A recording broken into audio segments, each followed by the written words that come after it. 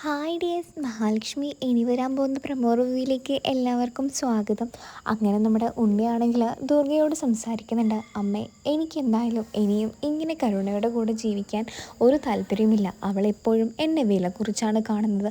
എന്നാൽ അവൾ അവളുടെ സ്വന്തം ജീവിതത്തെക്കുറിച്ച് എപ്പോഴെങ്കിലും ചിന്തിച്ചിട്ടുണ്ടോ? അവളാണെങ്കിൽ ഒരു അമ്മയാവില്ല എന്നുള്ള കാര്യം അവൾക്ക് നന്നായിട്ടറിയാം. എന്നിട്ടും അവൾക്ക് വലിയ രീതിയിലുള്ള അഹങ്കാരം തന്നെയാണ്. അമ്മയോട് ഞാനൊരു കാര്യത്തെക്കുറിച്ച് പറഞ്ഞിരുന്നില്ലേ പണ്ട്, സ്വാതിയുടെ കാര്യം. ആ മോനെ എന്നുള്ള രീതിയിൽ നമ്മുടെ ദുർഗ സംസാരിക്കുന്നുണ്ട്.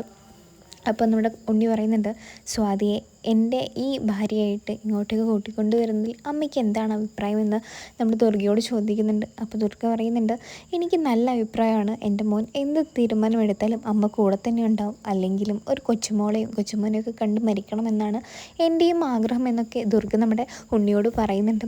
ഇനിയിപ്പോൾ എന്തായാലും അവൾ കണ്ണനെ എന്തായാലും സ്നേഹിക്കുകയില്ല, കണ്ണൻ അവളെയും സ്നേഹിക്കുകയില്ല. എന്തായാലും നിനക്കാണെങ്കിൽ ഒരു കുടുംബജീവിതം നല്ല രീതിക്കും കിട്ടിയിട്ടുമില്ല. എന്തായാലും സ്വാതി നിന്നെയും സ്നേഹിക്കുന്നുണ്ടാവുമായിരിക്കും. കാരണം നീയും അവളുടെ മുറച്ചെറുക്കൻ തന്നെയാണല്ലോ. എന്തായാലും ഞാൻ ഏട്ടനുമായിട്ട് ഈ കാര്യത്തെക്കുറിച്ച് സംസാരിക്കാമെന്നൊക്കെ ദുർഗ പറയുന്നുണ്ട്. അങ്ങനെ ദുർഗയാണെങ്കിൽ ഈ ഒരു കാര്യത്തെക്കുറിച്ച് ഭയങ്കരമായിട്ട് സന്തോഷിക്കുകയാണ് ചെയ്യുന്നത് തന്നെ.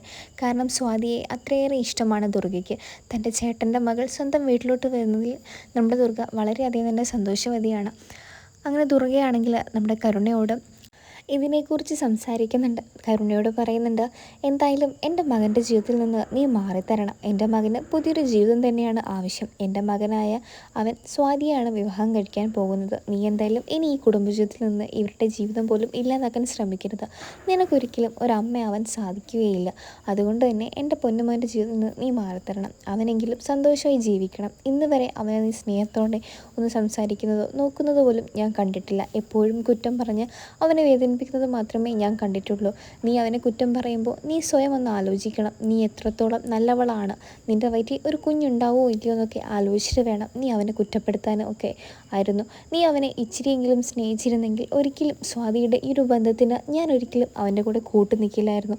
എന്നാൽ ഇന്ന് വരെ നീ അവനെ കുറ്റം പറയുന്നതല്ലാതെ അവനൊരിക്കലും സ്നേഹിക്കുന്നതായിട്ട് എനിക്ക് തോന്നിയിട്ടില്ല. അതുകൊണ്ട് തന്നെയാണ് അവൻ്റെ ഈ ഒരു തീരുമാനത്തിന് ഞാൻ കൂട്ടുനിന്നതെന്നും നമ്മുടെ ദുർഗ പറയുന്നുണ്ട് കരുണയോടാണെങ്കിൽ. അങ്ങനെ പിറ്റേ ദിവസം തന്നെ കരുണയാണെങ്കിൽ കമലേശ്വരം വീട്ടിൽ നിന്ന് പടിയിറങ്ങി സ്വന്തം വീട്ടിലോട്ട് എത്തുന്നുണ്ട്. കരുണാലയത്തിലെത്തിയ കരുണയാണെങ്കിൽ ഭയങ്കര ദേഷ്യത്തിലായിരുന്നു. അപ്പോഴാണ് മോഹിനി അങ്ങോട്ടേക്ക് വന്ന് ചോദിച്ചത്, എന്തു പറ്റി മോളെ, നിനക്ക് എന്താ പ്രശ്നം? നീ ആകെ മൊത്തം സങ്കടത്തിലും ദേഷ്യത്തിലൊക്കെ ആണല്ലോ, ഉണ്ണിമോൻ എന്താ വന്നില്ലേ എന്ന് ചോദിക്കുന്നുണ്ട്. അപ്പോൾ കരുണ പറയുന്നുണ്ട്, ഇല്ല, ഇനി അയാൾ വരില്ല. അയാൾക്ക് എന്നെ വേണ്ട. അയാൾ വേറെ വിവാഹം കഴിക്കാൻ വേണ്ടി പോവുകയാണ്. അത് സ്വാതിയാണ് അയാൾ വിവാഹം കഴിക്കാൻ പോകുന്നത്.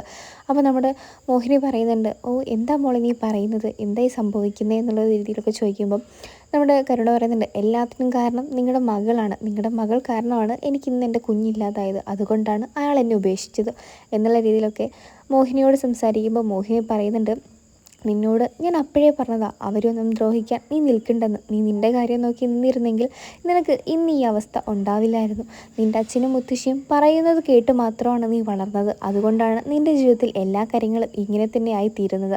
എപ്പോഴെങ്കിലും ഞാൻ പറയുന്ന കേട്ടിരുന്നെങ്കിൽ ഒരിക്കൽ പോലും നിനക്ക് ഈ അവസ്ഥ വരില്ലായിരുന്നൊക്കെ പറയുമ്പോൾ നമ്മുടെ മോഹിനി പറയുന്നുണ്ട്, എന്തായാലും നിൻ്റെ അച്ഛനും മുത്തശ്ശിയൊക്കെ നിനക്ക് വേണ്ടി കാത്തിരിപ്പുണ്ട്. അവരോട് തന്നെ നീ ഈ കാര്യത്തെക്കുറിച്ച് പറഞ്ഞു. എനിക്കെന്തായാലും ഈ കാര്യത്തിൽ ഒന്നും നിന്നോട് പറയാനില്ല മോളെ എന്നുള്ള ഇതിൽ മോഹിനി സംസാരിക്കുന്നുണ്ട്.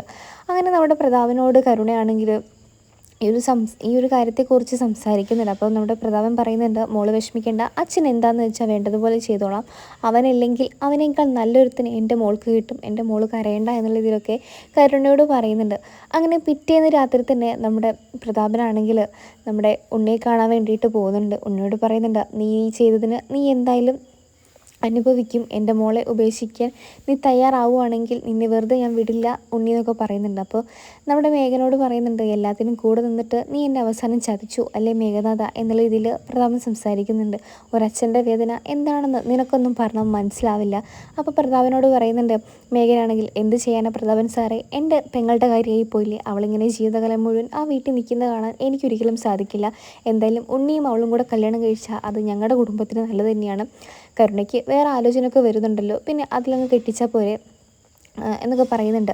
അപ്പോൾ നമ്മുടെ പ്രതാപൻ പറയുന്നുണ്ട്, അവൾ ആദ്യമേ കല്യാണം കഴിച്ചത് നിൻ്റെ അനിയനായ ഉണ്ണിയാണ്. പിന്നെ അവനെ തന്നെ അല്ലാതെ വേറെ ആരെയാണ് അവൾ കല്യാണം കഴിക്കേണ്ടത്. അവളെ ഞാൻ അങ്ങനെയല്ല വളർത്തിയത്. പിന്നെയെന്ന് വെച്ചാൽ അവൾക്ക് വേറൊരാളെ കിട്ടാഞ്ഞിട്ടോ അല്ലെങ്കിൽ വേറൊരാളെ അവൾക്ക് വേണ്ടിയിട്ട് വരാതിരിക്കുന്നയോ ഒന്നുമല്ല.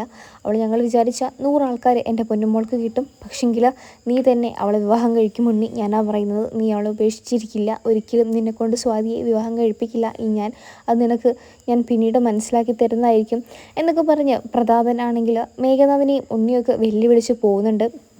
അപ്പം മേഘം പറയുന്നുണ്ട്, ഈ വെല്ലുവിളികളൊക്കെ പണ്ട് കേട്ടിരുന്നെങ്കിൽ ഇച്ചിരി സുഖമുണ്ടായിരുന്നു. എന്നാൽ ഇപ്പോൾ ഇതിനോടൊന്നും ഒരു പേടിയും തോന്നുന്നില്ല. പക്ഷെങ്കിൽ നിങ്ങളൊരു കാര്യം മനസ്സിലാക്കിക്കോ പ്രതാപ, എൻ്റെ അനുജത്തിയുടെ കഴുത്തിൽ ഇവൻ എന്തായാലും താലി കെട്ടും. അത് നിങ്ങൾ നേരിട്ട് കാണുകയും ചെയ്യും, നിങ്ങളുടെ മകളും. ഞാനാ പറയുന്നത്.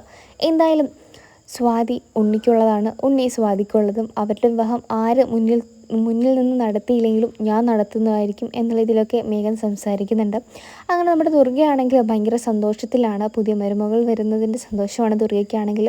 ഇനിയിപ്പോൾ എന്തൊക്കെയാവും കമലേശ്വരം വീട്, ഇനിയിപ്പം എന്തൊക്കെയായി തീരുമെന്നൊക്കെ നമുക്ക് കാത്തിരുന്ന് കാണാം.